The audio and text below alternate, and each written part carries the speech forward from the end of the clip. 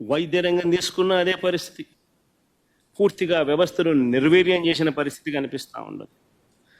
పేదవాడికి, మధ్యతరగతి వాడికి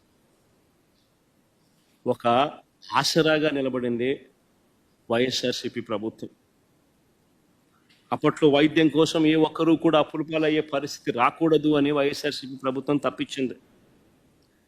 ఎప్పుడు చూడని విధంగా గ్రామాలలో విలేజ్ క్లినిక్స్, ఎప్పుడు చూడని విధంగా గ్రామాలలో ఫ్యామిలీ డాక్టర్ కాన్సెప్ట్, ఎప్పుడు చూడని విధంగా కొత్త 104, 108 వాహనాలు, ఎప్పుడు చూడని విధంగా హాస్పిటల్లో నాడు నేడు కార్యక్రమాలు, ఎప్పుడు చూడని విధంగా 17 కొత్త మెడికల్ కాలేజీలు, ఎప్పుడు చూడని విధంగా ఆరోగ్యశ్రీ ప్రొసీజర్స్ను 1050 నుంచి 3300 ప్రొసీజర్లకు ఆరోగ్యశ్రీని పెంచడం, ఎప్పుడు చూడని విధంగా 25 లక్షల దాకా పేదలకు, ఈ మధ్యతరగతి వర్గాలకు ఉచితంగా ఆరోగ్యశ్రీ, ఎప్పుడు చూడని విధంగా ఆపరేషన్ అయిపోయిన తర్వాత ఆ పేదవాడికి రెస్ట్ పీరియడ్లో కూడా ఆ పేదవాడికి తోడుగా ఉంటూ వైఎస్ఆర్ ఆరోగ్య ఆసరా.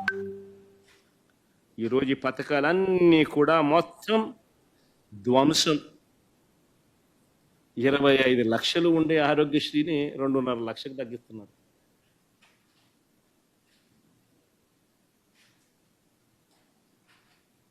నిజంగా అసలు వీళ్ళు మనుషులేనా అని అడుగుతా ఉన్నా నేను.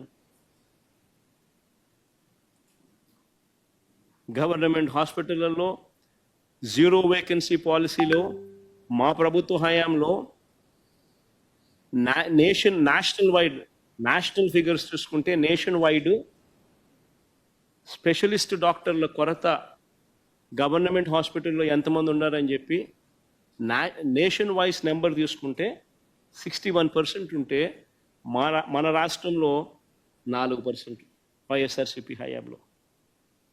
0 వేకెన్సీ పాలసీ పెట్టి ఆ మాదిరిగా రిక్రూట్ చేసి ఆ మాదిరిగా పేదవాడికి తోడుగా ఉన్న పరిస్థితుల నుంచి గవర్నమెంట్ హాస్పిటల్లో WHO GMP ప్రమాణాలు గల మందులు మాత్రమే అందుబాటులో ఉండేట్టుగా చర్యలు తీసుకున్న పరిస్థితి నుంచి ఈరోజు వ్యవస్థలన్నీ కూడా ధ్వంసమైపోయిన పరిస్థితులు కనిపిస్తాయి.